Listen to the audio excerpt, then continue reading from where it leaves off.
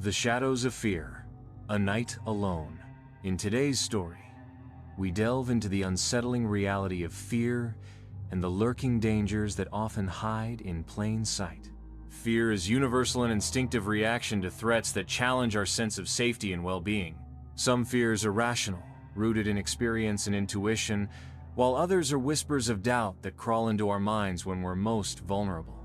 Tonight, I'll share with you a chilling experience that still haunts me, a night that transformed the comfort of solitude into a waking nightmare.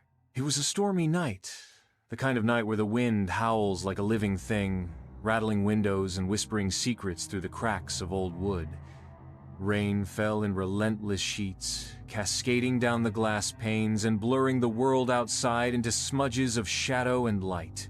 I was home alone, a situation that, at first, filled me with a giddy sense of adventure. There's something intoxicating about having the whole house to yourself. No interruptions, no expectations, just freedom.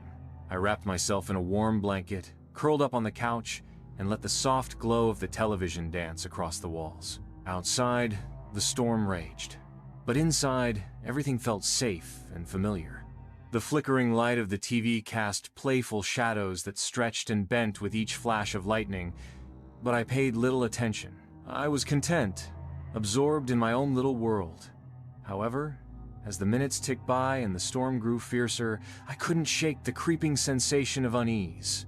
It was subtle at first, a whisper of anxiety threading its way through my thoughts.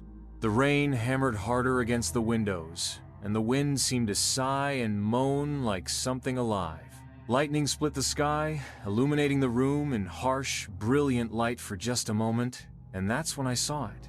The closet door at the end of the hallway. It was slightly ajar, just a crack, but I was certain I had left it closed earlier. A chill ran down my spine as I stared at it, the shadows around its edge seeming to pulse and stretch in the dim light. I tried to convince myself it was nothing, just the draft from the storm, maybe, or my imagination getting the best of me. But deep down, something primal and instinctive whispered otherwise. I turned back to the TV, forcing myself to focus on the screen, but the feeling wouldn't go away. Every rumble of thunder seemed to vibrate through the floorboards. Every gust of wind rattling the windows felt like fingers tapping to be let in. And always, at the edge of my vision, that closet door remained slightly ajar, like a mouth waiting to whisper secrets best left unheard. I tried to shake off the sense of unease, blaming it on the storm and the eerie silence that seemed to creep through the house. But the closet door continued to nag at the back of my mind, like a splinter I couldn't quite remove. I glanced over at it again, half expecting it to be shut now, proving that it had all just been a trick of the light. But Noir was still ajar, that thin sliver of darkness stretching out into the hallway like a beckoning hand. My mind scrambled for explanations. Maybe I'd forgotten to close it all the way? Perhaps the wind had blown it open? But deep down, I knew that neither of those made sense. The windows were locked, and the door had always been stiff on its hinges. It didn't open easily, not without a good tug. Thunder rumbled outside, shaking the walls with its force, and I flinched, my gaze snapping back to the flickering light of the television. I tried to focus, tried to drown out the anxiety gnawing at me. But with every crack of lightning, my eyes darted back to that shadowy gap, half expecting to see... what? Movement? A figure? I couldn't be sure, and that uncertainty made it worse. Finally, the tension became too much. I threw the blanket off and stood up, my feet sinking into the soft carpet as I made my way down the hallway. The rain lashed against the windows, a constant reminder of the isolation outside. I approached the closet slowly, each step stretching longer than the last, my breath catching in my throat. The air felt heavy, thick with the weight of silence and expectation. My fingers reached out, brushing against the cold wood of the door. I hesitated, heart hammering in my chest, before taking a deep breath and yanking it open. The door swung back with a groan, revealing nothing but darkness and neatly hung clothes swaying gently on their hangers. I let out a shaky laugh, relief flooding through me. It was empty. Of course it was empty. I was being ridiculous, scaring myself with shadows and creaking floorboards. I closed the door firmly this time, testing the latch to make sure it was secure. Satisfied, I turned back toward the living room, feeling foolish for letting my imagination get the best of me. But as I walked back down the hallway, the hairs on the back of my neck prickled with unease. It felt as if the house was holding its breath, waiting, watching. I forced myself to ignore it, wrapping the blanket tightly around my shoulders as I settled back onto the couch. I turned up the volume on the TV, letting the familiar hum of voices drown out the sounds of the storm. I even laughed at myself a little, chalking it up to too many horror movies and too much caffeine. But then, just as I began to relax, I heard a soft creak coming from the hallway. My body stiffened, and the blood drained from my face. I muted the TV, straining to hear over the pounding of my heart. For a moment, there was only silence, broken only by the rain tapping against the windows. I almost convinced myself I had imagined it when the sound came again, louder this time. Creak, creak, footsteps. My breath caught in my throat as the footsteps grew louder, slow, and deliberate, like someone testing each floorboard. I sat frozen, gripping the edge of the blanket, my eyes locked on the darkened hallway. The shadows seemed to stretch and twist, bending with each flicker of light from the television. My mind raced, scrambling for logical explanations. Perhaps the old wood was expanding from the storm's humidity? Maybe a draft was causing it? But deep down, I knew that wasn't true. I stayed motionless, my ears straining for any hint of movement. The footsteps stopped, and silence fell heavy and suffocating. I held my breath, counting the seconds. 5, 10, 20. Nothing. I almost let out a sigh of relief when a new sound cut through the quiet, the soft, unmistakable click of a door closing. My heart lurched in my chest. That sound had come from the hallway, the closet door. I was sure of it. I had just checked it. I had shut it tightly, testing the latch twice to be certain. But now I could picture it perfectly. The door swinging shut with that slow, deliberate click, as if someone or something had gently pushed it closed. My fingers fumbled for my phone, hands shaking so badly I almost dropped it. I unlocked the screen, my eyes darting to the hallway again. Nothing moved. The shadows lay still, heavy and unmoving, as if the darkness itself were waiting for me to make the first move. I hovered over the call button, my thumb brushing the screen, ready to dial for help. But then I stopped. What would I say? That I heard footsteps in my own house? That my closet door had moved? It sounded ridiculous even to me. I would be that paranoid person calling the police over creaking floorboards in a stormy night. But the silence was oppressive, pressing down on me, making it hard to think clearly. I swallowed hard, gathering my courage, and slowly rose from the couch.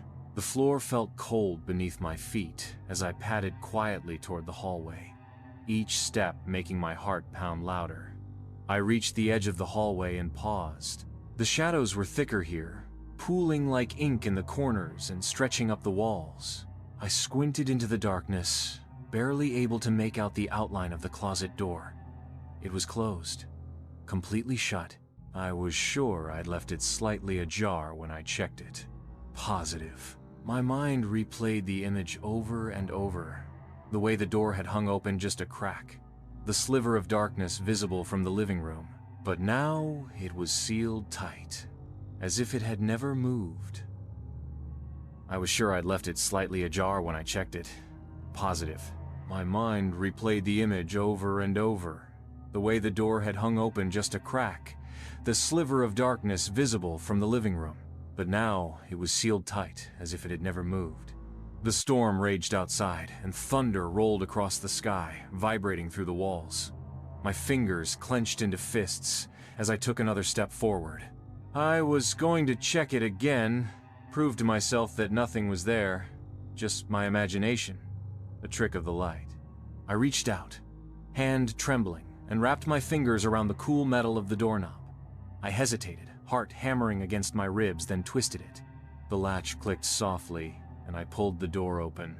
The darkness inside seemed to spill out like smoke, thick and impenetrable. My eyes adjusted slowly, and I scanned the closet from top to bottom. Just clothes, stacked boxes, old shoes. Nothing out of the ordinary.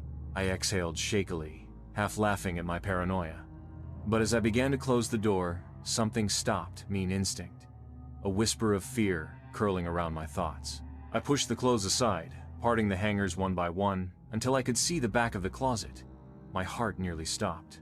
Pressed against the farthest corner, half hidden behind coats and winter jackets, was the outline of something or someone. My breath hitched, and I took a step back, my eyes locked on the shadowy figure. It didn't move, didn't breathe, just stood there, blending into the darkness like it belonged.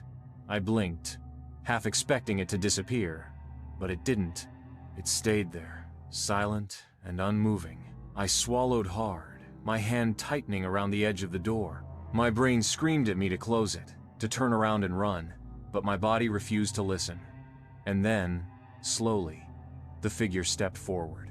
My entire body locked up as the figure shifted, emerging from the shadows like it had been waiting there all along.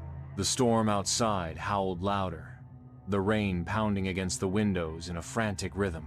Lightning flashed, momentarily illuminating the hallway in a stark, white light. And for a split second, I saw it clearly. Tall, shrouded in darkness, with eyes that seemed to glint faintly from the gloom. I stumbled back, my breath catching in my throat. The closet door creaked wider as if welcoming it out, and I heard the soft scuff of footsteps as it moved forward.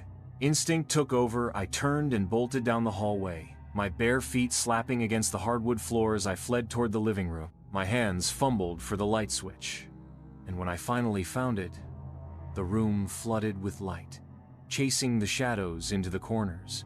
I spun around, half expecting to see it standing behind me, but the hallway was empty, just a stretch of dimly lit space leading back to the closet door that now hung open, yawning like a black mouth.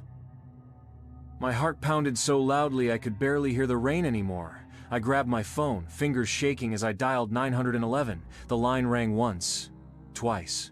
911, what's your emergency? A voice crackled through the speaker, steady and calm. I opened my mouth to speak, but the words stuck, tangled up in fear and disbelief. There's someone in my house. I finally managed to choke out, my voice barely above a whisper. Are you in a safe place right now? The operator asked. I glanced around the living room, the lights now casting harsh shadows on every surface. I'm in the living room. I locked the door. Two don't know where they are now. Stay on the line with me. Officers are being dispatched to your location. Can you see them right now? I swallowed hard, creeping closer to the edge of the hallway, my eyes squinting into the shadows. No, not anymore. They were in my closet, but two don't see them now. The operator's voice remained calm, a stark contrast to the chaos raging in my mind. Do you have any way to secure yourself? A lock, a window to exit? My eyes darted to the back door near the kitchen. I nodded, forgetting she couldn't see me. Yes, two can get out through the back. Do that now, if you can. Move quickly, but quietly. Keep the phone with you. I didn't need to be told twice. I moved toward the back door, my hands trembling as I unlocked it, the metal clicking loudly in the silence. I winced at the noise, but pushed the door open anyway, the cold rain instantly slashing against my skin. I slipped outside, the grass wet and slick beneath my feet as I darted into the backyard. The rain poured down harder, drenching me to the bone as I huddled beneath the overhang of the porch. My phone was still pressed to my ear, the operator's voice steady and reassuring. You're doing great. Officers should be there any minute. I nodded again, sucking in shaky breaths, my eyes locked on the darkened windows of my house. For a moment, I felt relief wash over me. I was outside, away from whatever had been lurking in that closet. But just as that thought settled, I saw Ida's shadow moving behind the curtains of the living room. My breath caught in my throat. It wasn't just a flicker or a trick of the light. It was deliberate, slow. Someone or something was moving through the room, just beyond the thin veil of the curtains. It stopped for a moment, and I could almost feel its gaze shift toward the window, toward me. I stumbled back, the rain pouring down my face as I choked on a sob. They're still inside, I whispered hoarsely into the phone. I can see them. "Stay where you are," the operator urged. "Help is almost there." I nodded, though my instincts screamed at me to keep moving, to run. My eyes stayed locked on that window, waiting for another flicker of movement. But the curtains remained still, the house quiet and unmoving. It was as if the shadow had just melted back into the darkness, disappearing from sight. Headlights flashed, suddenly, illuminating the driveway, and I felt a surge of relief as 2 police cars pulled up, their lights painting the wet pavement in shades of red and blue. I waved frantically, rushing toward them as 2 officers stepped out, their hands resting on their holsters. "There's someone inside," I gasped, pointing toward the house. They were in the closet, and then in the living room. I saw them through the window. The officers exchanged glances, nodding sharply before one of them stepped forward. "Stay back here, all right? We're gonna check it out." I nodded, my hands still shaking as they moved toward the front door, flashlights cutting through the darkness. One of them glanced back at me. "Stay with the car. We'll be right back." I watched as they disappeared inside, the rain falling steadily around me. The minutes stretched long and heavy, my mind replaying the events over and over. The footsteps, the closet door, the shadow in the window. But the longer I stood there, the more I began to doubt. Had I really seen someone? Or had the storm and isolation just played tricks on my mind? Just as that thought began to take root, the officers emerged from the house, their expressions serious. One of them approached me, removing his hat and wiping the rain from his face. "We searched the entire house," he said evenly. "There's no one inside. All the doors and windows are locked." I stared at him, my mind reeling. But I heard them. "The closet door." He nodded, his eyes steady. "It was closed when we got there." "But I know I saw." "We'll keep a patrol car nearby for the night," he assured me, his voice gentle. "But I promise you, there's no one in there." I nodded numbly, the rain still pouring around me. I thanked them, my voice hollow, and watched as they drove away, leaving me alone once again with the darkness and the whispering wind. The red and blue lights faded into the distance, leaving me alone under the relentless downpour. My clothes were soaked, hair plastered to my face as I stood there, staring at the house. It loomed in the darkness, every window a hollow eye peering back at me. The officers had searched the place. They said it was empty, but I couldn't shake the feeling that something was still wrong. I took a shaky breath and stepped back inside, locking the door behind me with trembling hands. The house was silent, eerily so. I flicked on every light in the living room, the kitchen, and the hallway, flooding every shadowed corner with light. Yet, the sense of dread lingered, crawling beneath my skin. I grabbed a towel from the hallway closet, drying off my hair and wrapping it tightly around my shoulders. The television was still on, murmuring faintly in the background, its glow casting flickers of light across the walls. For a moment, I considered leaving, grabbing my keys, getting into my car, and driving anywhere but here. But where would I go at this hour? Instead, I made my way back to the living room and sank onto the couch, keeping my phone close. The rain had eased into a soft drizzle, tapping rhythmically against the window pane. I tried to focus on the TV, to drown out the whispers of doubt and fear lingering in my mind. But every now and then, my eyes would drift back to the hallway, to the closet door that now stood firmly shut. The officers had checked it. They had found nothing. Yet, the memory of that shadow lingering in the darkness still burned fresh in my mind. I tried to reason with myself. Maybe it was the storm. Maybe the flickering lights and the isolation had played tricks on me. Maybe I had just seen what I expected to see, a monster in the closet, born from shadows and fear. I was almost convinced. Almost. But then came the sound. At first, I thought it was just the rain, soft, rhythmic tapping. But it continued, steady and deliberate, echoing faintly from down the hall. I straightened, heart leaping into my throat as I strained to hear. The tapping continued, almost melodic, like fingers gently drumming against wood. It was coming from the closet. I stood, every muscle in my body tense, my eyes fixed on the dark hallway. The tapping grew louder, more insistent, as if demanding attention. I took a step back, my hand clutching my phone so tightly my knuckles turned white. This wasn't possible. The officers had checked the entire house. They had said no one was there. But now, standing alone in the middle of my living room with the rain whispering against the glass and that soft tapping echoing through the hall, I realized they had been wrong.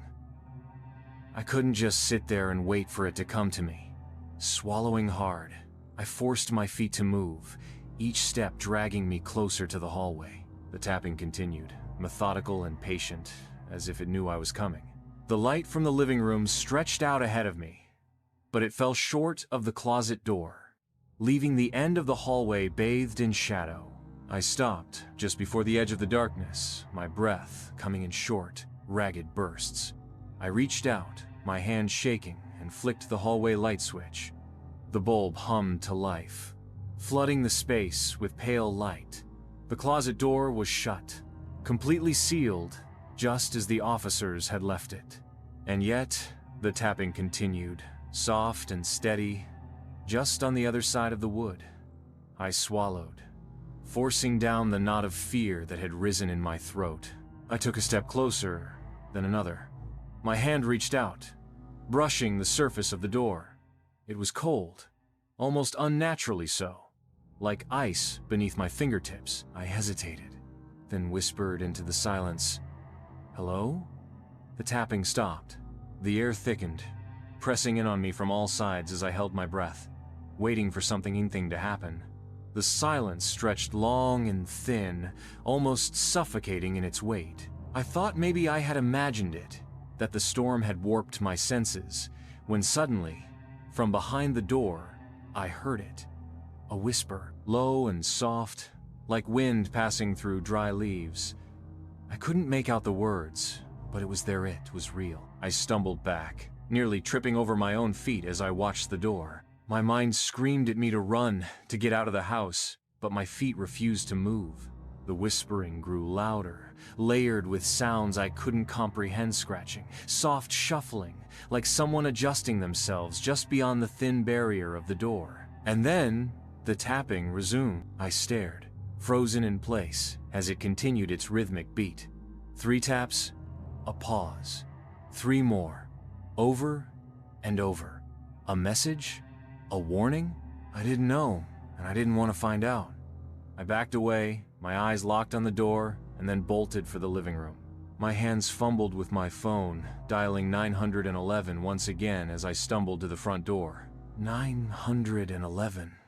What is your emergency? It's back, I gasped, voice trembling. There's someone in the closet. I can hear it. The operator's voice grew sharp. Are you outside the house now? I glanced back at the hallway, my eyes wide. No, I'm still inside. Get out now. Leave the house and wait for the officers to arrive. I didn't need to be told twice. I yanked the door open, the rain hitting my face like needles as I sprinted out onto the porch. My heart pounded as I slammed the door shut behind me, locking it from the outside. I ran to the edge of the driveway, where the streetlights cast long pools of light across the wet pavement. Thunder rumbled in the distance, and I turned back toward the house. Through the rain-streaked windows, I could still see the hallway, the closet door barely visible in the gloom. And just before I looked away, I saw it, the door creaking open, inch by inch, on its own. The rain pelted my skin as I stood frozen on the driveway, eyes locked on the narrow slit of darkness now visible through the window. The closet door, I had locked it, the police had checked it, and yet, there it was, slowly creeping open, as if beckoning me back inside. My breath came out in ragged bursts, clouds of mist swirling in the cold night air. I backed up another step, my shoes splashing through shallow puddles as I kept my gaze fixed on that thin, dark crack. It felt like, if I looked away, if I so much as blinked, whatever was in there would slip out, spilling into the hallway and coming straight for me. My phone was still pressed against my ear, the operator's voice crackling through the speaker. "Ma'am, are you still there?" I blinked, snapping back to the present. "Yes," I stammered, voice trembling. "I'm outside. The closet door." It opened. I can see it through the window. There was a pause, then the operator responded, her voice sharper now. "Stay where you are. Officers are on their way. Do not go back inside. Do you understand?" "Yes," I whispered, though I couldn't tear my eyes from the window. The rain blurred my vision, droplets streaking down my face, but I refused to blink. The closet door remained slightly ajar, a sliver of shadow visible between the frame and the door itself. I strained to see any movement, any hint of life inside, but the darkness was thick and unmoving. The seconds dragged by, painfully slowly. My mind ran wild with possibilities. Was it a person? Something worse? I replayed the whispers I'd heard, the tapping, the scratching. It had been deliberate, rhythmic, not random. Something had been inside. Something was still inside. A sudden flash of headlights swept across the driveway, cutting through the rain and illuminating the house in stark white. I flinched, turning to see two police cars pull up, their lights casting a flickering red and blue glow across the wet pavement. Relief flooded through me, almost making me collapse where I stood. The officers stepped out, moving quickly toward me, their expressions firm and alert. "You're the one who called?" one of them asked, his flashlight already scanning the house. I nodded, wiping rain from my eyes. There's someone in the closet." I heard them. I saw the door open by itself. My voice cracked on the last word, and I bit down hard to keep from crying. The officers exchanged glances, before one turned back to me. "You stay here, we're going to take a look." I watched them approach the front door, weapons drawn, their flashlights slicing through the rain-soaked darkness. They moved with practiced caution, checking windows and corners before stepping inside. The door shut behind them, and I was left alone once again, the rain whispering in soft taps against the hood of my jacket. I strained to hear anything, voices, movement, something, but all I could make out was the distant rumble of thunder and the hiss of rain on pavement. Time seemed to stretch, each second dragging painfully slowly. And then, through the window, I saw it. The two officers stepped into the hallway, their flashlights illuminating the walls as they moved toward the closet door. They stopped just in front of it, one officer gesturing for the other to cover him as he reached for the handle. I held my breath, fingers digging into my palms as I watched the scene unfold through the rain-streaked glass. He pulled the door open with one quick motion, his flashlight flooding the closet with light. I saw him lean in, peering around clothes and storage boxes, his partner holding steady beside him. My heart pounded in my chest, each beat hammering like a drum. "Please, let it be empty. Please." I watched as he stepped back, shaking his head. He turned to his partner, saying something I couldn't hear, then moved back down the hallway, flashlights bobbing with each step. I blinked, stunned. It was empty? A surge of disbelief and frustration crashed over me. I knew what I'd seen. I knew what I'd heard. My breath came quicker, plumes of steam rising into the cold night air as I tried to process it. Maybe they missed something? Maybe it was hiding? My mind churned with possibilities, none of them comforting. Suddenly, the front door opened, and both officers stepped out, their faces drawn and serious. They approached me, water dripping from their hats as they spoke. "We checked everywhere. There's no one inside," one of them said, his voice calm but firm. I shook my head, incredulous. "But I saw it! I heard it! The tapping, the whispers. I saw the door open!" The officer exchanged a glance with his partner, then looked back at me. "Ma'am, we checked the closet thoroughly. It was empty. There's no sign of forced entry. All your windows and doors are locked." I felt my stomach drop. "But I heard it. I heard it," I whispered, my voice breaking. The officer sighed, his expression softening. "Sometimes, especially on nights like this, with storms and isolation, the mind can play tricks. Old houses creak, wind moves things around. It's easy to think you saw something."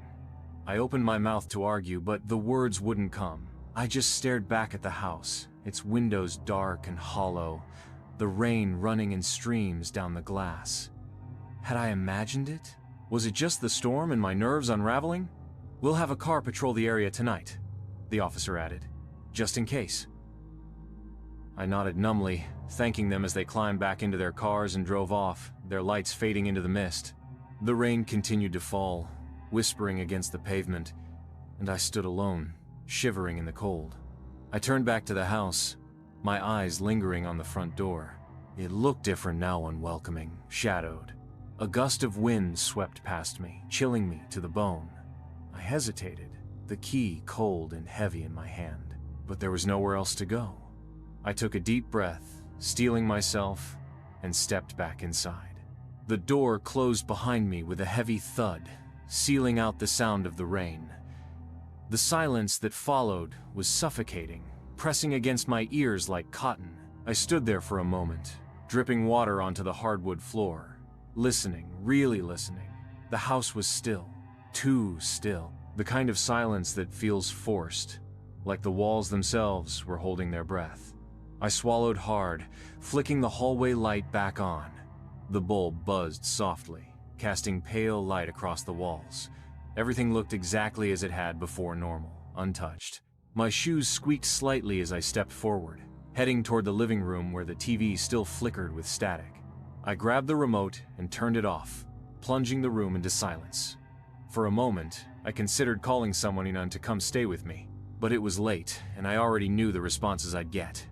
It was just the storm. You probably imagined it. Old houses make noise. I could practically hear their voices in my head, brushing off my fear with casual logic. But I knew what I had seen. I knew what I had heard. I shook off the thought, heading toward the kitchen to make some tea. Maybe if I calmed down, everything would seem clearer. I filled the kettle with water, my eyes flicking nervously to the hallway every few seconds. It remained empty and silent, the closet door firmly shut. The kettle began to hiss and rumble as the water heated up, filling the room with soft white noise. For a moment, it almost felt normal. I could almost believe that it was just my imagination. Almost. I poured the hot water into a mug, letting the steam curl up around my face. The warmth was soothing, grounding me in the present. I took a deep breath and leaned against the counter, staring out the kitchen window at the rain-soaked street. The police had promised to patrol the area. I was safe. I just needed to relax. I sipped my tea, the warmth spreading through my chest, chasing away the chill, but as I stood there, letting my nerves unwind, I heard it again. Tap, tap, tap. I froze, the mug trembling slightly in my hand. The sound was faint, almost imperceptible over the soft hum of the kettle cooling down, but it was there. My eyes snapped back to the hallway, heart hammering in my chest. Tap, tap, tap. It was coming from the closet. I set the mug down carefully, my breath catching in my throat. I stared at the hallway, waiting for the sound to stop, but it didn't. It continued, slow and rhythmic, like the ticking of some invisible clock. My mind raced. The police had checked the closet. I'd seen them do it. They had opened the door, flashed their lights inside, and found nothing. They had assured me there was no one there. But the tapping continued, steady and deliberate, like it was calling me back. I reached for my phone, my fingers moving on autopilot as I dialed the number again. The line rang once, then twice, before the operator picked up. 911, what is your emergency? I hesitated, my eyes still locked on the hallway. My voice came out in a whisper. I think it's back. The tapping. I can hear it. The operator's tone shifted, more urgent now. Are you safe? Are you inside the house? Yes, I whispered, clutching the phone tighter. It's coming from the closet again. There was a pause, then a soft sigh. Ma'am, we just had officers at your residence. They did a full sweep. Are you certain you're hearing this? I swallowed hard, frustration mixing with the fear. Yes, I swear I'm not making it up. It's there. I can hear it right now. The operator hesitated before responding. Stay on the line. We'll send someone to check it out. Please remain calm. I nodded, even though she couldn't see me. Okay. The line stayed open, soft, static humming in my ear as I stared at the hallway. The tapping continued, steady and patient, like it was waiting for me. I took a step back, my heel hitting the edge of the kitchen tile. "I'm not crazy," I whispered to myself, barely loud enough to hear over the rain. But even as I said it, doubt crept in. Was I hearing things? Had the storm really gotten to me that much? My mind replayed the events of the night. The footsteps, the whispers, the closet door inching open by itself. It couldn't be just paranoia. It couldn't. Suddenly, the tapping stopped. I flinched, eyes going wide as silence filled the hallway. My breath came out in ragged gasps, fogging up the screen of my phone. "Hello?" I whispered into the receiver, but the operator's voice didn't respond. The static grew louder, crackling with white noise that buzzed in my ear. "Hello?" I repeated, louder this time. The line hissed, faint whispers threading through the static soft, indistinct, just beyond understanding. I held the phone away from my ear, staring at the screen. The call was still connected, but the operator wasn't there. Only static and whispers. My hand began to shake. "Are you still there?" I asked again, my voice cracking. The whispers grew louder, swirling through the white noise like distant voices just out of reach. I stared at the screen, fingers fumbling to hang up. But before I could press the button, the whispers stopped, replaced by a single, clear voice. It was low and rasping, almost like a breath more than a voice. Just one word, spoken so softly I almost didn't catch it. "Come." The call disconnected. My phone screen blinked back to the home screen, the clock ticking silently in the corner. The rain pattered softly outside, but everything else was still. Too still. And then, from down the hallway, the tapping resumed. Tap, tap, tap. The tapping continued, steady and relentless, echoing through the hallway like a metronome counting down to something unseen. I stood frozen in the kitchen, my hand still clutching the phone, though the call had long since ended. The screen was dark, my reflection staring back at me with wide, unblinking eyes. I couldn't move. Every instinct screamed at me to run to get out of the house, to find light and noise and people, but my feet were rooted to the floor, locked in place by some invisible weight. I swallowed hard, the sound loud in the silence. My gaze drifted back to the hallway, to the shadows pooling near the edges, stretching long and deep. Tap, tap, tap. It came in perfect intervals, unhurried, patient, like it had all the time in the world. The hairs on the back of my neck stood on end, and I felt a chill ripple down my spine. There was no mistaking it now. This wasn't the wind, wasn't the house settling. Something was inside that closet. My fingers moved on autopilot, dialing 911 again, my breath coming out in shaky bursts. The line connected, but instead of the familiar operator's voice, I was greeted with static thick and heavy, filling my ear with white noise.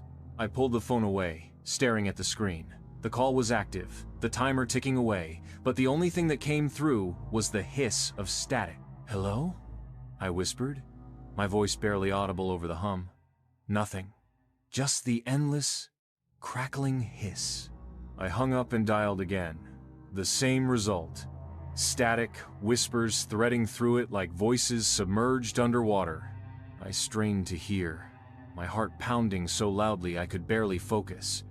But there, just beneath the crackle, I heard it. My name. Soft. Almost too soft to catch. But it was there. Threaded through the static like a whisper carried on a breeze. I dropped the phone, stumbling back a step, my heel catching on the edge of the countertop. I gripped the cold surface, my hands trembling. This wasn't real. It couldn't be. The police had checked the house. They said there was no one inside. But the tapping continued, steady and deliberate, like a heartbeat. I squeezed my eyes shut, willing it to stop. But when I opened them again, the sound was louder, closer. I sucked in a breath, summoning every shred of courage I had left. My hand fumbled around the counter until I found what I was looking for, a heavy kitchen knife, cool and reassuring in my grip. The weight of it grounded me, sharpened my focus. I straightened, eyes fixed on the hallway. I wasn't going to just stand here and wait. I took a step forward, then another, my bare feet soundless on the floor. The hallway stretched out before me, shadows lingering at the edges where the light didn't reach. The tapping grew louder, almost eager, as I approached the closet door. My heart hammered in my chest, every muscle in my body tensed and ready to run. But I didn't. I kept moving forward, one step at a time, until I stood right in front of it. The door was shut tight. Not a crack of light or shadow slipped through its edges. I gripped the handle of the knife tighter, feeling the smooth metal press into my palm. The tapping stopped. I paused, my breath coming in shallow gasps. I leaned in, pressing my ear to the cold wood, straining to hear anything. The silence stretched on, heavy and suffocating. For a moment, I considered stepping back, locking my bedroom door, and waiting for morning. But I knew I wouldn't be able to sleep, not with the memory of that whisper still echoing in my head. Before I could lose my nerve, I grabbed the doorknob and twisted. The door swung open with a soft creak, revealing rows of hanging clothes, boxes stacked neatly at the bottom. The familiar smell of cedar drifted out, and for a second, everything seemed completely normal. I exhaled, the tension melting out of my shoulders. I almost laughed at myself, I leaned in, brushing the hangers aside, poking through jackets and old coats. Nothing. I reached down, shuffling the boxes with my foot, half expecting something to leap out. But again, there was nothing. Just dust and the faint scent of mothballs. I straightened up, feeling ridiculous. All of this for a tapping sound? For a door that the police had already checked? I shook my head, closing the door firmly, testing the latch twice to make sure it was secure. I turned back toward the kitchen, a wave of exhaustion washing over me. I hadn't realized just how tense I'd been, my shoulders knotted and aching from the fear. I flicked off the hallway light and padded back to the kitchen, setting the knife down with a dull clink. I was about to reach for my tea when I heard it. The closet door. The handle twisted with a soft click, and I turned just in time to see it swing open slowly, deliberately, with no one there to push it. The shadows inside seemed to stretch outward, pooling into the hallway, whispering against the floorboards. My blood ran cold. And then, just as the door hung wide open, the tapping began again. Tap, tap, tap. Louder now, echoing, calling. The tapping drummed steadily from the depths of the open closet, each beat echoing through the hallway like the ticking of some unseen clock. I stood frozen in the kitchen, my hands still gripping the edge of the counter, my heart hammering so loudly it nearly drowned out the sound. Nearly, but not entirely. My mind screamed at me to run, to get out of the house, to never look back. But my feet wouldn't move. It was as if the shadows had reached out and wrapped around my ankles, holding me in place, forcing me to listen. Tap, tap, tap. The door stood wide open now. The darkness within spilling out, stretching across the floor in long, inky tendrils. I stared at it, unblinking, half expecting something to crawl out, some terrible shape to emerge from the shadows. But nothing came, only the tapping. I swallowed hard, forcing my feet to move, one step at a time, back toward the hallway. My hands shook as I reached for my phone, but when I pressed the power button, the screen stayed black, dead. I had just charged it an hour ago. My fingers fumbled for the wall switch, flipping it up and down. The light didn't respond. Darkness held the hallway captive, the shadows deeper and thicker than they should have been. My eyes darted back to the closet, to the gaping maw of shadow where the tapping persisted. It sounded louder now, clearer, almost like it was beckoning. Come, closer. I wanted to scream, to shout for help, but my throat felt tight, the air thin and heavy in my lungs. I took another step forward, then another, the tapping growing louder with each inch I closed. The shadows seemed to move, shifting along the walls, stretching toward me like long skeletal fingers. "Who's there?" I whispered, my voice barely audible above the sound. The tapping stopped. The silence that followed was deafening, like the house had been waiting, anticipating my question. I held my breath, every muscle in my body taut with fear. And then, from the shadows of the closet, something shifted. At first, it was just a whisper of movement, a flicker of black against black. I squinted, trying to make out the shape, but the darkness was too thick. My hand instinctively reached out, flicking the hallway light switch again. Nothing happened. I stepped back, my eyes never leaving the open door. The shadows inside seemed to pulse, stretching out into the hallway, creeping closer with every heartbeat. And then, in the suffocating silence, I heard it. A whisper, low and rasping, drifting out from the closet. "Come, here." My breath hitched, my legs trembling beneath me. I shook my head instinctively, backing up another step. "No," I whispered, the word barely more than a breath. The whisper came again, louder this time, slipping through the darkness like a blade. "Come, here." I shook my head harder, my hands gripping the walls for support. "No, you're not real." The shadows pulsed again, and I saw it. A hand pale and thin emerged from the darkness, its fingers long and jointed in ways that didn't seem possible. It pressed against the doorframe, knuckles stretching and bending, creaking like old wood. My stomach clenched, and I stumbled back another step. Tap, tap, tap. The hand reached out further, clawing against the wood with a deliberate rhythm. I watched in horror as another hand appeared, gripping the edge of the doorframe, its fingers tapping in unison with the first. They moved slowly, purposefully, as if testing the surface, like a spider feeling its way across a web. My mind screamed at me to run, but my legs refused to obey. I was rooted to the spot, breath coming in short, jagged bursts. The hands paused, resting silently against the doorframe. The fingers splayed out like dead branches. And then, the shadows behind them shifted, and I saw its face. It was barely visible, hidden deep within the dark, but the outline was clear enough. Its eyes black and endless stared back at me, unblinking and fixed. The skin around them was stretched taut, pale and slick, like something pulled from water. It didn't move, didn't blink, just watched me with an intensity that made my blood turn to ice. I swallowed, my throat dry and raw. My hand fumbled against the wall, searching desperately for anything to grab onto, anything to steady myself. My eyes never left its face, terrified that if I looked away, it would move. The thing in the shadows tilted its head slowly, almost curiously, its hands still pressed against the doorframe. The tapping had stopped, replaced by silence, so complete I could hear my own heartbeat hammering in my ears. For a moment, we just stared at each other, suspended in that terrible silence. And then it spoke again, its voice a rasping whisper that slipped through the darkness like smoke. "You left the door open." My breath caught in my throat. I stumbled back, my hand finally finding the edge of the counter. I gripped it tightly, fingers aching from the pressure. "What do you want?" I whispered, the words trembling as they left my mouth. The thing in the closet didn't answer. Its eyes remained locked on mine, unblinking and unyielding. The shadows seemed to deepen around it, swirling like black mist, stretching toward the hallway. My legs finally responded, and I stumbled back another step, the motion jerky and uncoordinated.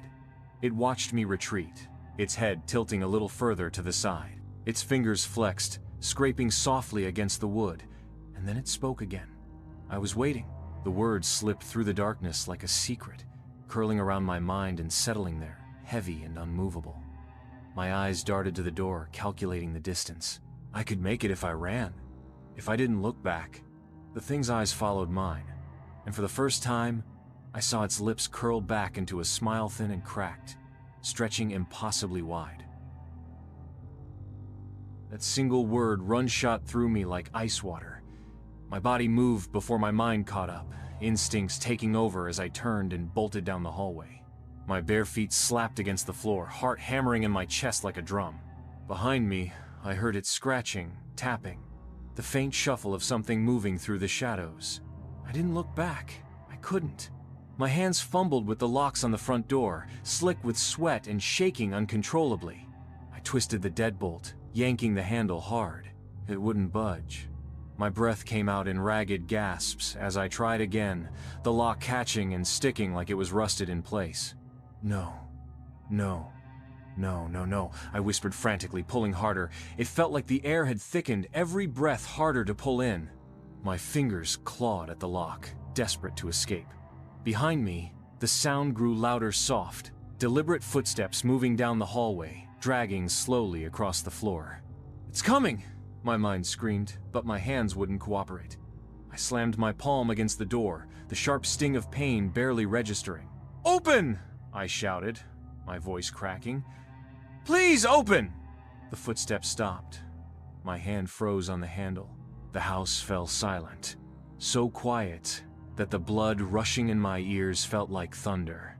I held my breath, listening, waiting. Nothing. Just the soft whisper of rain outside and the distant rumble of thunder. I turned slowly, hand still, clutching the door handle. The hallway stretched out before me, long and empty. The light flickered once, casting shadows that danced and stretched along the walls. The closet door was shut, completely sealed. I blinked, confusion and fear swirling in my mind. "No," I whispered. "I saw it. It was open, but it wasn't." It stood there, as solid and unmoving as if it had never been touched. The shadows around it seemed to pulse and shift, but the door remained closed. My heart hammered in my chest, and I took a shaky step forward, disbelief overriding my instinct to run. I walked slowly, my breath coming in shallow gasps, each step louder than the last. The light flickered again, and I flinched, but it stayed on. The closet door loomed ahead of me, silent and imposing, its surface smooth and untouched. I stopped just in front of it, fingers trembling as I reached out. My hand hovered just above the doorknob, the cold metal almost vibrating beneath my fingertips. I hesitated, every muscle in my body screaming at me to turn and run. But something kept me there, curiosity, madness. I wasn't sure. I grabbed the handle and twisted. The doors swung open with a soft creak, and I stepped back instinctively, my hands clenching into fists. The closet was empty.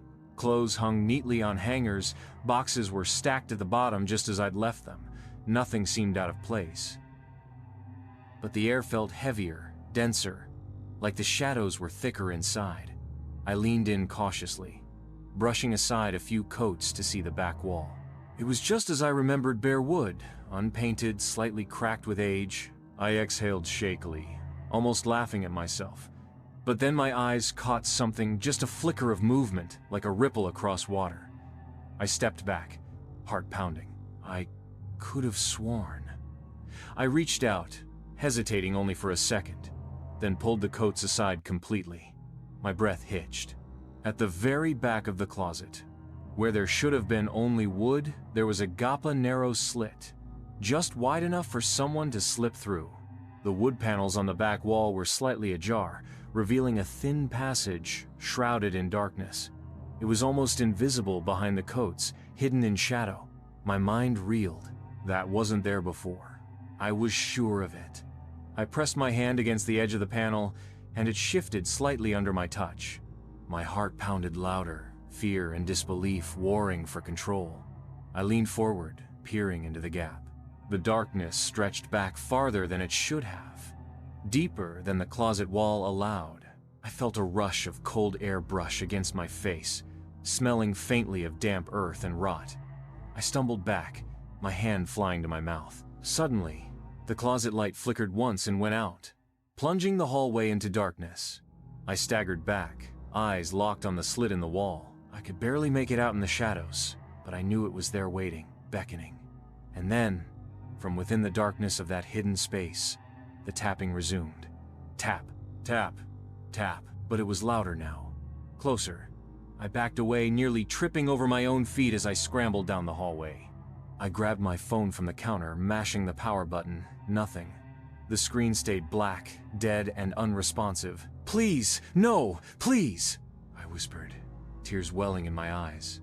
I turned back toward the hallway, half expecting the shadowy figure to be standing there, watching me from the darkness. But the hallway was empty, the closet door still wide open. My mind screamed at me to run, to leave and never come back. But my feet stayed planted, rooted to the spot. I couldn't just leave it. That hidden space, that gap in the wall, it wasn't there before. It couldn't have been. The tapping stopped. The silence that followed was suffocating, pressing in on my ears like cotton. And then, from the shadows, I heard it. Come, see. The words slithered out from the shadows like a whisper on cold air, chilling me to the core. Come, to see. My breath caught in my throat, and I stumbled back, my hand clamping over my mouth to stifle the gasp that escaped. The hallway stretched before me, dark and unyielding, the closet door still wide open, and behind it, that impossible slit in the wall passage that should not exist. My mind screamed at me to get out, to run and never look back, but I couldn't move. My feet felt glued to the floor, my eyes locked on the darkness spilling from the closet like it was alive. Come, see. The voice was clearer this time, soft and deliberate, threading through the silence with the patience of something that had waited a very long time. I swallowed hard, the taste of fear sharp and metallic on my tongue. No, I whispered, shaking my head. I'm not coming any closer. The air seemed to thicken, pressing against my skin, making it harder to breathe. My hand fumbled along the wall, searching for the light switch, but when I flipped it, nothing happened. The bulb stayed dark, the shadows refusing to budge. I tried my phone again, pressing the power button desperately, but it remained dead. No flicker, no sound, just a black, unyielding screen.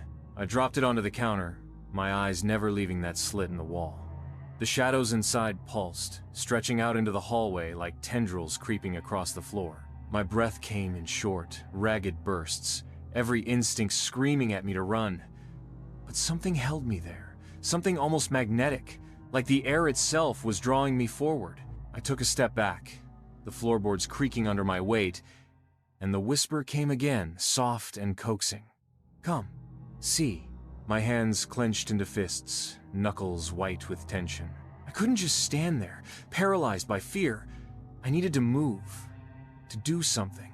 My eyes flicked to the front door, just a few paces away. If I ran, I could make it. I'd be out of the house, away from that thing in the closet. But the whispering grew louder, spilling out into the hallway, curling around me like a cold mist. I could almost feel it brush against my skin, slick and oily, dragging me back toward the darkness. I shook my head again, harder this time. No, I said, louder now, forcing the word out past the knot of terror in my throat.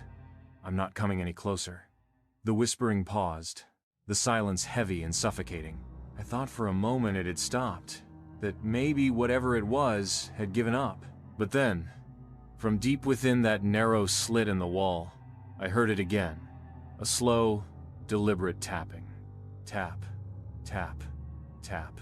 It echoed out from the shadows, louder than before, more insistent. I could feel it vibrating through the floorboards, pulsing in time with my heartbeat. My hands went to my ears, pressing hard to block out the sound. But it didn't stop. It grew louder, more frantic, like it was right behind me. My vision swam, fear clawing up my spine as I backed away from the hallway, step by trembling step. But as I moved, the tapping seemed to follow, stretching through the walls, seeping out from the floorboards. "No!" I shouted, stumbling backward into the kitchen. "Leave me alone!" The tapping stopped. Silence crashed down around me, thick and suffocating. I sucked in a breath, my chest heaving as I tried to process what just happened. The closet door remained open, the shadows still lingering, but the sound had stopped. I took another step back, my hand fumbling for the counter to steady myself. But then, before I could exhale, I saw it. A hand, pale and impossibly long, its fingers stretched out from the gap in the closet, pressing against the edge of the doorframe. My breath caught, and I stared, unblinking, as the hand tapped 3 times against the wood. Tap, tap, tap. I swallowed back the scream that clawed up my throat, watching in horrified silence as the hand pulled back, disappearing into the darkness. My mind screamed at me to look away, to run, but I couldn't. I was locked in place, eyes fixed on that shadowy slit, waiting, dreading what would come next. The shadows seemed to swell, growing thicker, darker, spilling out from the closet and pooling at the edges of the hallway. My feet moved before I could think, backing me up against the kitchen counter, my hands scrambling for anything solid. Then, with agonizing slowness, another hand emerged, grasping the edge of the closet door. It stretched outward, pale and impossibly thin, its joints bending in ways that defied logic. I choked back a sob, my legs shaking violently as I watched it pull forward, revealing the top of its head white, slick with something wet and glistening. I couldn't breathe. I couldn't blink. My mind screamed at me to run, to do something, but I was rooted to the spot, paralyzed by the sheer impossibility of what I was seeing. The thing pulled itself further out, inch by inch, its head tilting upward, eyes black and bottomless. They locked onto mine, unblinking, unyielding. It smiled thin and stretched too wide, its teeth jagged and dark. My stomach clenched, bile rising up my throat. It raised one of its long, jointed fingers and pressed it to its lips. The skin stretched tightly over bone, cracking at the knuckles. Then it whispered, soft and coaxing, "I knew you would come." My vision blurred, the room spinning wildly around me. I stumbled back, nearly crashing into the kitchen table as I fumbled for the door handle. My fingers found the lock, yanking it hard, and I stumbled out into the rain, slamming the door shut behind it. The storm poured down in sheets, drenching me instantly, but I didn't care. My hands fumbled for my car keys as I bolted across the driveway, nearly slipping in the mud. I yanked the car door open, throwing myself inside and locking the doors. My breath came in ragged gasps, fogging up the windows as I stared back at the house. It sat there, silent and still, the rain running in rivulets down the darkened windows. For a moment, I almost convinced myself it was over, that it was just a nightmare. But then, from the living room window, I saw it. A shadow moved slight and deliberate passing behind the curtains. My breath caught, and I swore I saw it stop, turning just enough for me to catch the faintest glimmer of eyes staring back. I jammed the key into the ignition and twisted hard.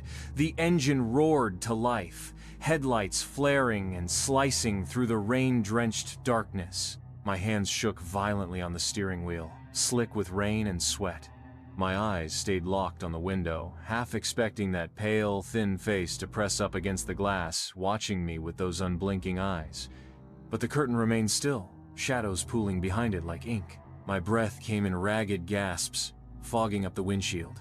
I forced myself to blink, to wipe my hands on my soaked jeans, and shift the car into reverse. The tires splashed through puddles as I backed out of the driveway, the house looming in my rearview mirror like a dark, hollow shell. I hit the brakes, my heart hammering against my ribs. For a split second, I thought I saw movement, just a flicker at the edge of the living room window. I stared, unblinking, the rain streaking down the glass, blurring my vision. But there was nothing, just shadows. I swallowed hard, throwing the car into drive and speeding down the street, the tires skidding slightly on the wet pavement. My hands were white-knuckled, gripping the wheel like a lifeline. I didn't look back. I couldn't. The rain pounded harder, drumming against the roof and streaking across the windshield in chaotic streams. I turned the wipers on full blast, squinting through the downpour as I sped through the empty streets.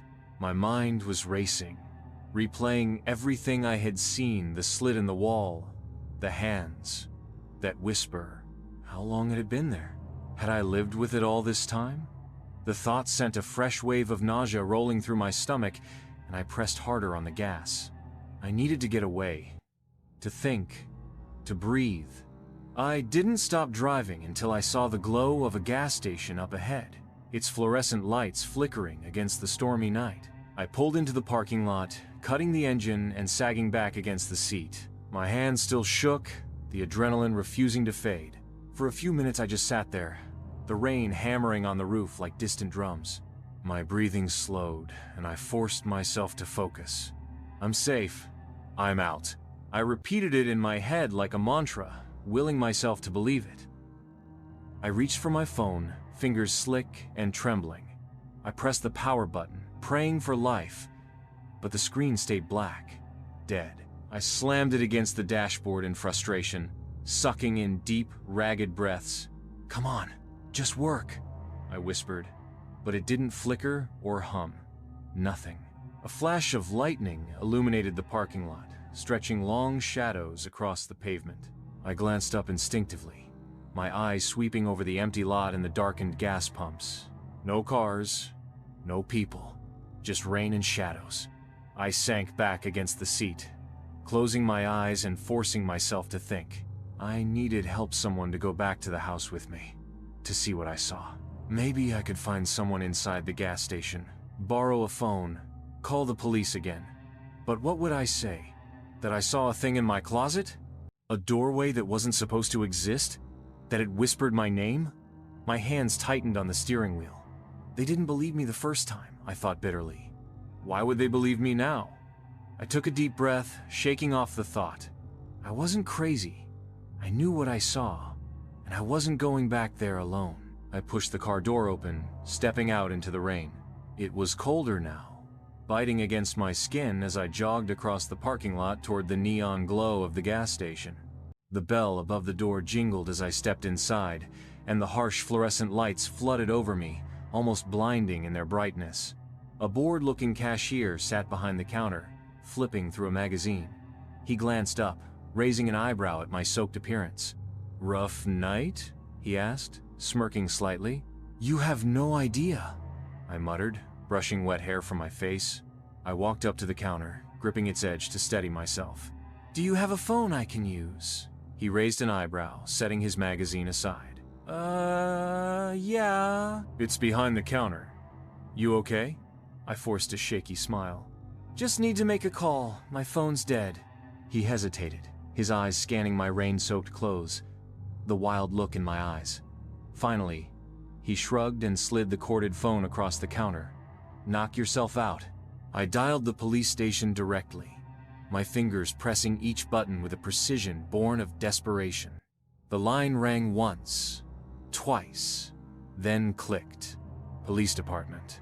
"What's your emergency?" I let out a breath I didn't realize I'd been holding. I need help. I called earlier. There was someone in my house." There was a pause on the other end. "What's your address?" I rattled it off, my voice shaking. "I saw it! In the closet, there's a hidden door." "I didn't see it before. It moved." Another pause. "Ma'am, we sent officers to your location earlier tonight. The report came back clear. Are you saying someone broke in again?" "No!" I snapped, the frustration boiling over. "I'm saying it never left." My voice rose, and I saw the cashier shift uncomfortably, glancing at me sideways. I lowered my tone, sucking in a breath. "I saw it.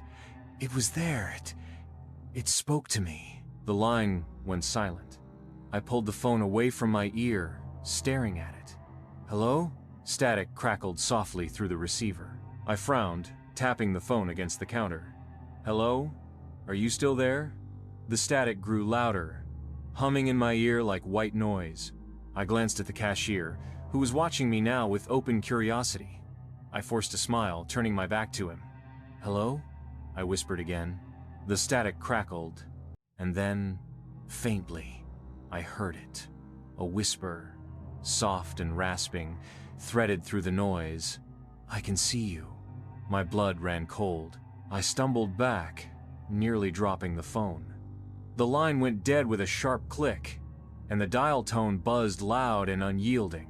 I slammed the receiver down, my heart hammering so hard I thought it might burst.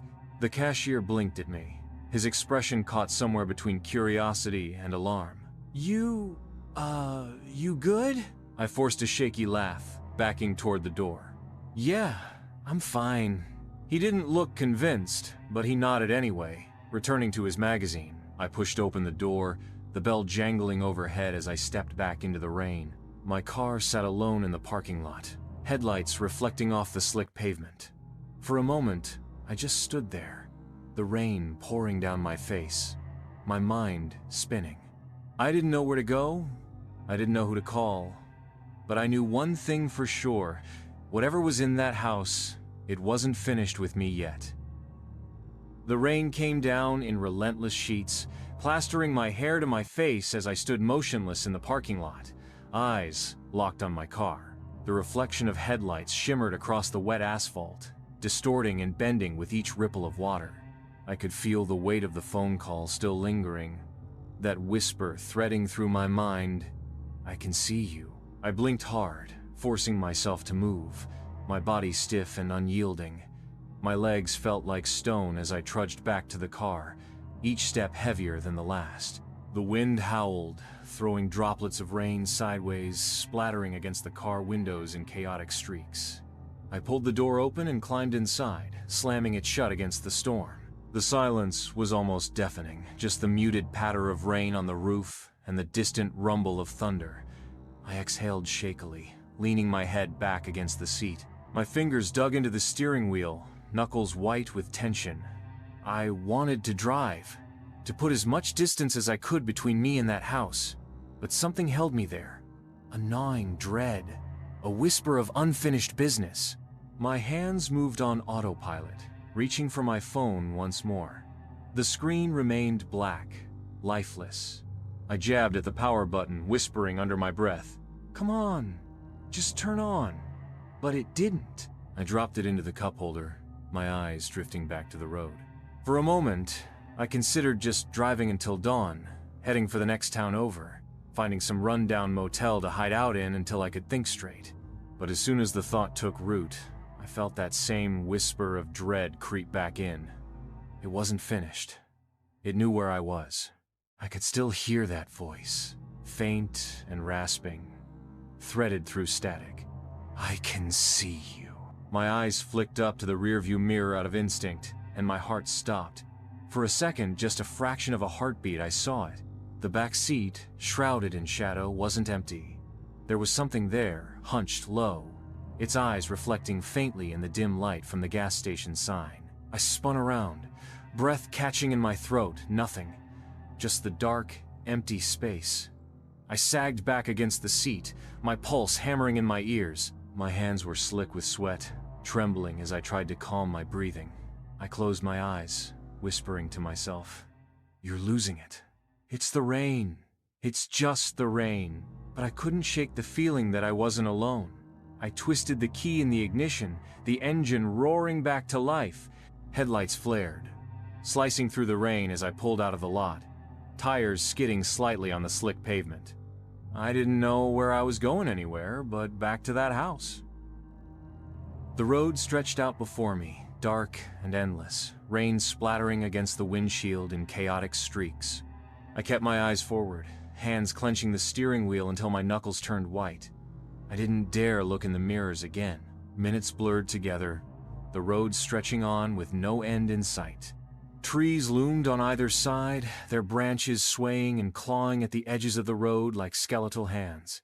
The rain continued its relentless assault, hammering against the roof, the windshield wipers squealing as they struggled to keep up. I drove for what felt like hours, my mind racing, heart thudding painfully in my chest. Finally, I spotted a flicker of light up ahead, an old diner, its neon sign buzzing and flickering in the rain. I pulled into the lot, tires crunching over gravel as I parked beneath the faded glow of the sign. I sat there for a moment, engine idling, rain hammering against the roof. My hand stayed clenched on the wheel, my eyes locked on the diner. It was nearly empty. Just a couple of old trucks parked around the side and one lone figure inside, hunched over a cup of coffee. I killed the engine, the sudden silence almost jarring. My heart still pounded in my ears as I climbed out of the car, slamming the door behind me. The rain soaked me instantly, icy and unforgiving, but I didn't care. I needed light. I needed people. I needed to get away from whatever was watching me.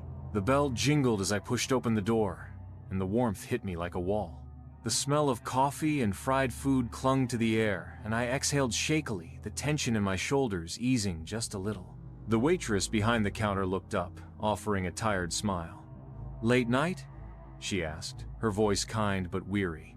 I managed a nod, sliding into the nearest booth. My hands still shook as I reached for the menu, though I couldn't bring myself to read it. My eyes flickered around the room, empty except for a grizzled old man hunched over a plate of eggs at the counter. He didn't look up. The waitress came over, pen poised above her notepad. "Get you some coffee?" "Yeah. Yes. Please," I said, my voice barely above a whisper. She scribbled something down and gave me another small smile. "Be right back." I watched her retreat to the kitchen, my eyes scanning the room once more. Everything was ordinary, too ordinary. The lights buzzed softly, flickering every few seconds. The jukebox in the corner hummed with faint static, and the clock on the wall ticked steadily. I reached for my phone out of habit, forgetting it was dead. I cursed under my breath and shoved it back into my pocket, forcing myself to breathe deeply, to focus. "You're safe," I told myself. "You're fine. It's just a storm. Just your imagination." But as I sat there, the rain streaking down the windows, I couldn't shake the feeling of eyes on me. Watching. Waiting. The waitress returned with the coffee, setting it down with a gentle clink. "Anything else?" I shook my head, offering a forced smile. "No, thank you." She nodded and moved back behind the counter, leaving me alone with my thoughts. I wrapped my hands around the warm mug, letting the heat seep into my frozen fingers. I took a sip, the bitterness grounding me, reminding me that I was still here, still real. But as I stared down into the black surface of the coffee, my reflection rippling with each tremor of my hands, I saw it, behind me. A shadow tall and thin, stretching impossibly long across the floor, standing just beyond my booth. I didn't move. My breath hitched, my hands clutching the mug so tightly I thought it might crack. My eyes stayed fixed on that shadow, unblinking, waiting for it to fade. But it didn't. It stretched longer, creeping across the linoleum like black ink spilling from a well. I swallowed hard, my throat dry as sandpaper. My eyes flicked up to the reflection in the diner window, rain distorting the glass. For a moment, I saw it there too, just a flicker of movement, pale fingers stretching out from the shadow, reaching toward me. I blinked. It was gone. But I knew. Deep down, I knew. I wasn't alone. The shadow lingered in my mind long after it vanished from the reflection. I sat frozen, fingers wrapped so tightly around the coffee mug that I barely felt the heat anymore. My eyes darted around the diner, searching for any flicker of movement, any shift of darkness out of place, but everything remained still. The old man at the counter continued eating his eggs, never looking up. The waitress idly flipped through a newspaper, occasionally glancing at the clock with weary eyes. Everything was so normal, and that only made it worse. I took a shaky breath, setting the coffee cup down and wiping my damp hands on my jeans. I needed to leave. I couldn't just sit here waiting for whatever it was to find me again. I fumbled in my pocket for my keys, feeling the cool metal against my fingers, but I hesitated. My car sat just outside, shrouded in rain and shadow. If I drove back out there alone, if it followed me, I wasn't sure I'd make it through another night like this.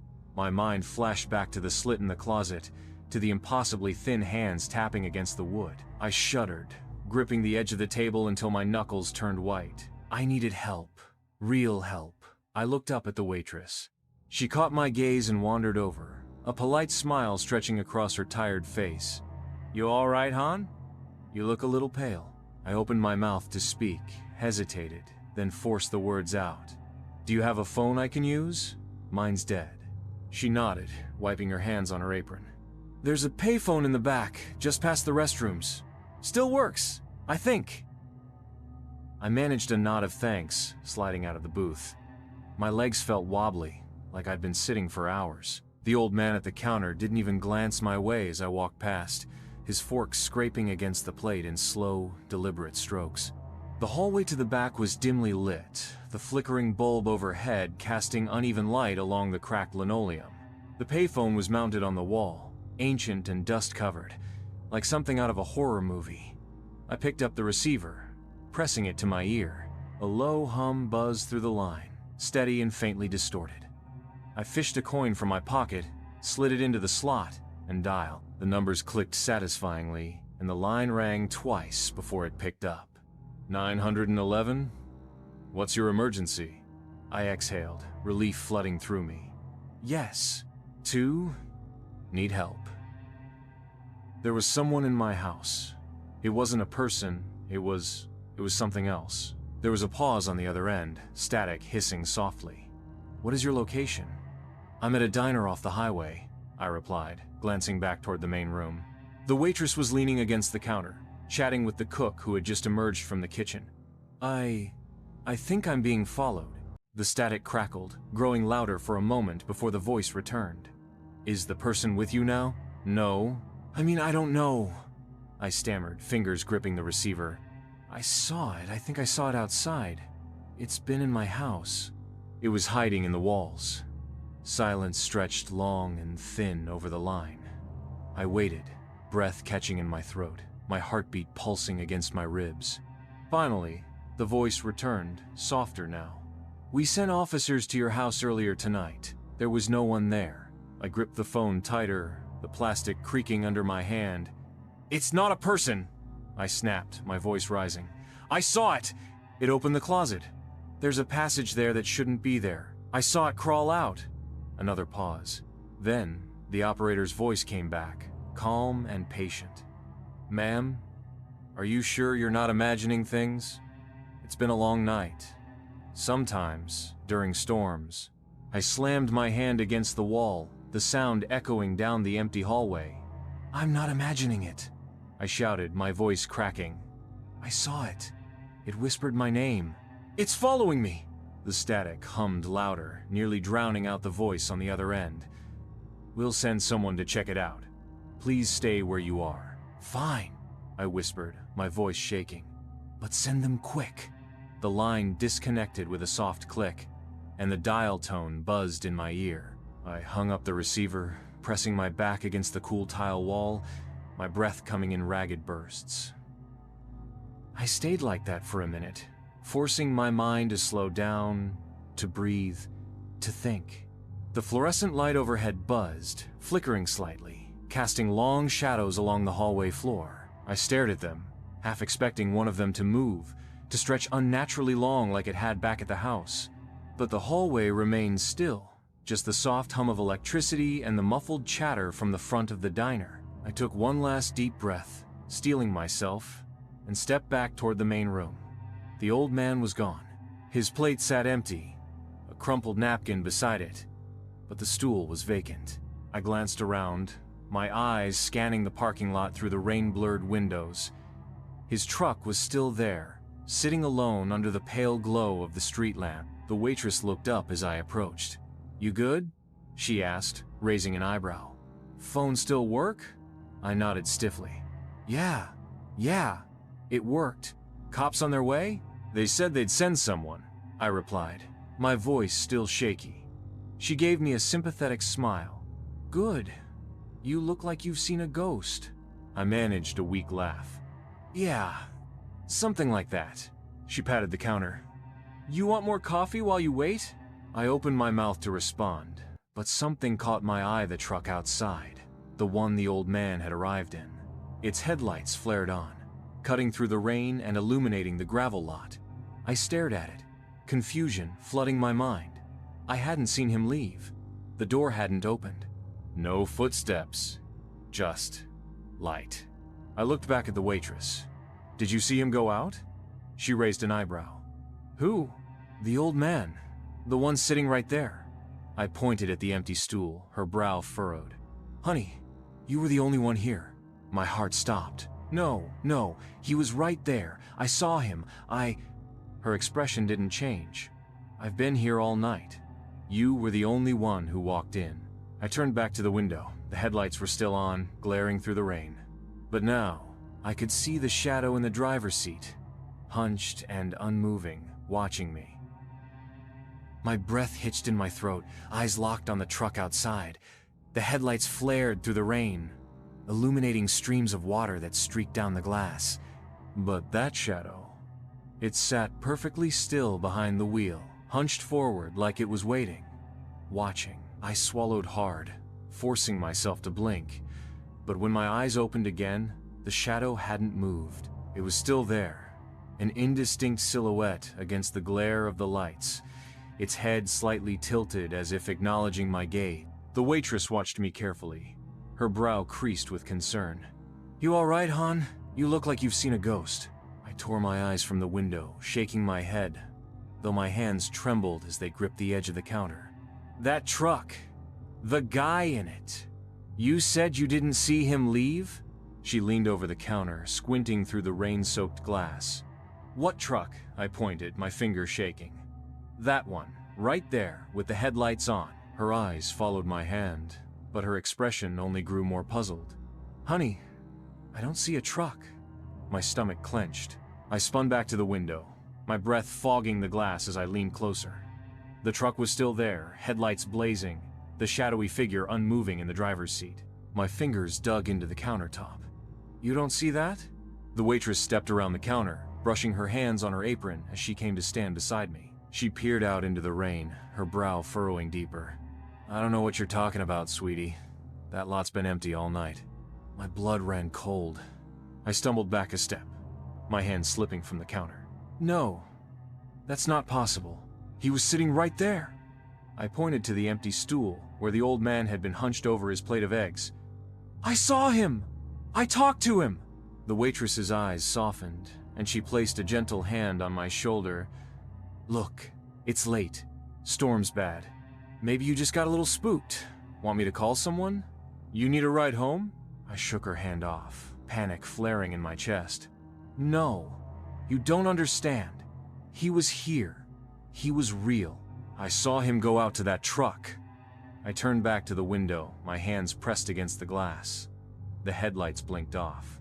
I froze, every muscle locking up at once. The parking lot went dark, shadows stretching long and deep across the wet pavement. My breath fogged the glass, and I wiped it away with my sleeve, squinting through the rain. The truck was gone. I stumbled back, nearly crashing into the waitress. She caught me by the arm, steadying me. "Hey, easy there," she soothed, though her eyes were wide with concern. "You sure you're okay? Maybe you should sit down." But I barely heard her. My mind raced, spinning wildly out of control. He had been there, I was sure of it. That shadow, that silhouette behind the wheel. I wasn't seeing things. I wasn't. I jerked away from her grip, reaching into my pocket for my phone.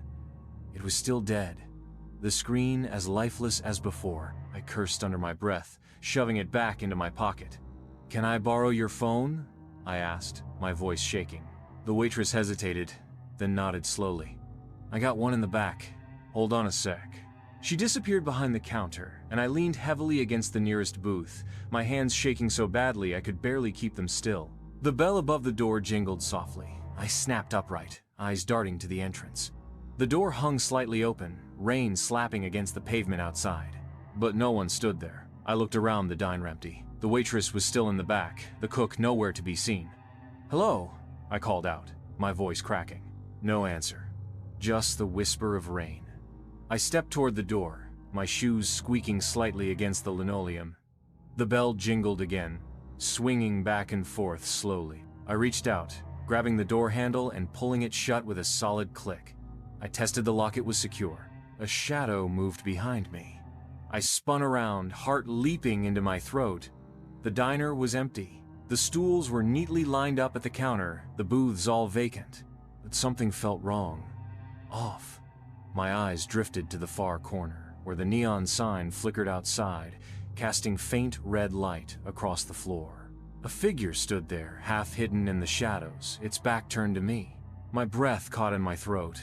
"Hello?" I whispered, though my voice barely rose above the sound of the rain. The figure didn't move. It stood motionless, shoulders hunched slightly forward, head tilted down. I blinked, my hands clenching into fists. I didn't see you come in." Silence. The air felt heavy, pressing down against my lungs. I took a step forward, the floor creaking slightly beneath my weight. Are you all right?" Still nothing. The figure remained perfectly still, its back to me, the shadows pooling around its feet. I took another step, my shoes squeaking loudly, the sound too sharp in the silence. "Hey, do you need help?" It moved. I flinched, stumbling back a step. The figure straightened, its shoulders squaring, head still bowed. My breath came in shallow bursts, and I felt the walls closing in, the air thick and suffocating. The bell above the door jingled again. I turned sharply, the door swinging inward as the waitress stepped back out, her hands full with an old rotary phone. "Here you go," she said cheerily, looking up. Her smile faltered. "You all right, hon?" I whipped back around. The corner was empty. The shadows were still, unmoving. There was someone here, I whispered, my voice trembling. The waitress glanced around, her brow creasing. "I didn't see anyone." My hands shook as I took the phone from her. I could barely dial, my fingers slipping on the cold plastic. The line buzzed softly, a gentle hum threading through the static. I waited, each ring echoing in my ears. It clicked. 911, what's your emergency? I took a breath, steadying my voice. "It's me. I'm at the diner off the highway. I need someone to come now. I'm not alone."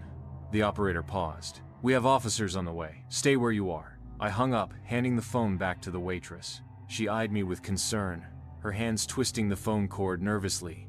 "Are you sure you're okay?" I nodded, though I could feel my hands shaking. "I just need to sit." She didn't argue, and I slipped back into the booth, my eyes darting around the diner. The bell above the door was still. The shadows lay quiet. But I couldn't shake the feeling that something was still watching me, waiting. I sat in that booth, my hands trembling around the lukewarm cup of coffee.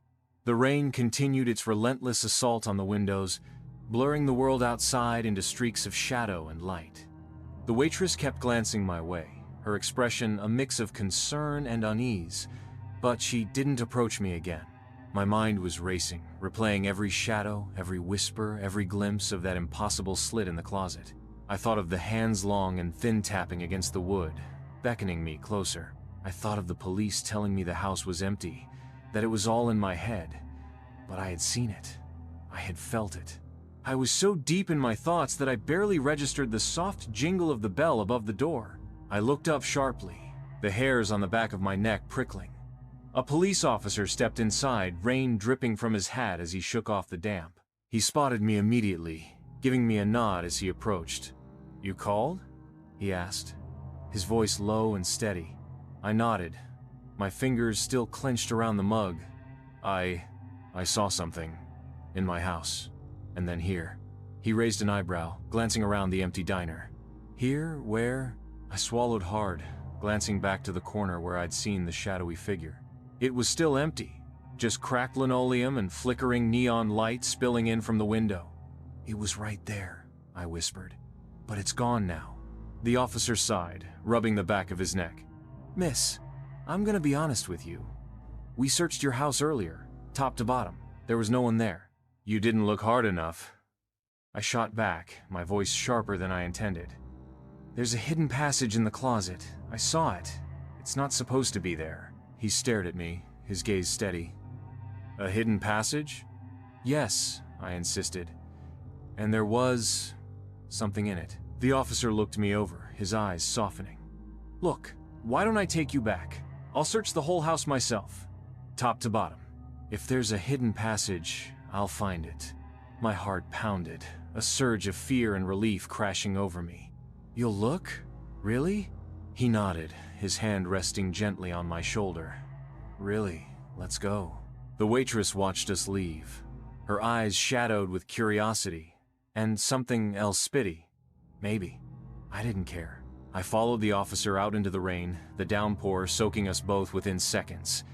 I climbed into his cruiser, the leather seat cold and stiff beneath me.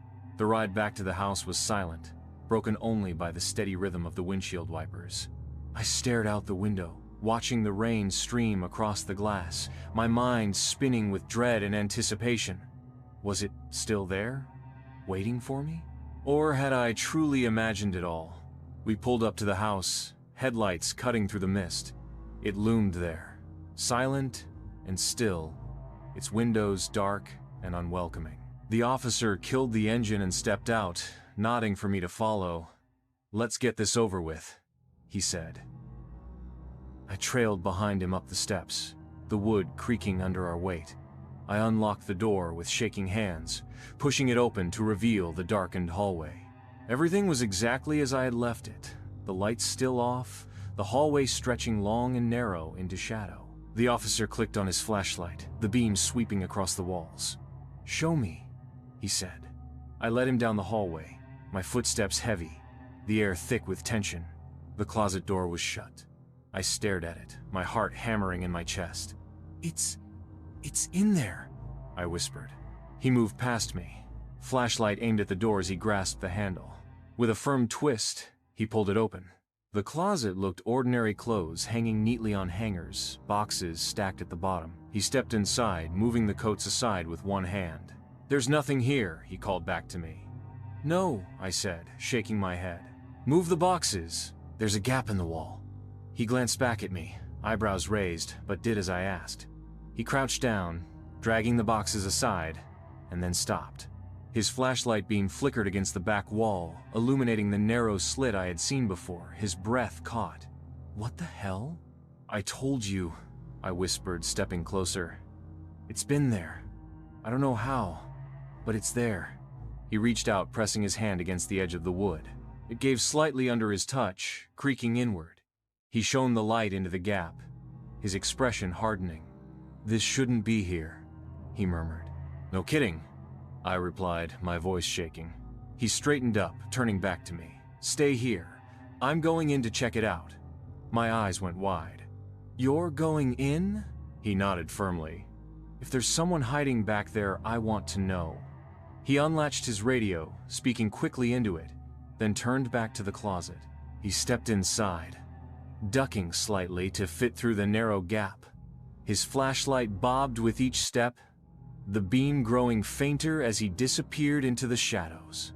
I stood there, breath held, watching as the light flickered once, twice, and then went out. "Officer?" I called out, my voice quivering. Silence. I stepped closer, peering into the darkness. "Hey, can you hear me?" Nothing. My stomach clenched, and I reached for my phone instinctively, forgetting it was dead. I cursed under my breath, eyes still fixed on the slit in the wall, and then I heard it. Tap, tap, tap, soft and deliberate, echoing out from the darkness. My breath caught, and I stumbled back, my hands shaking.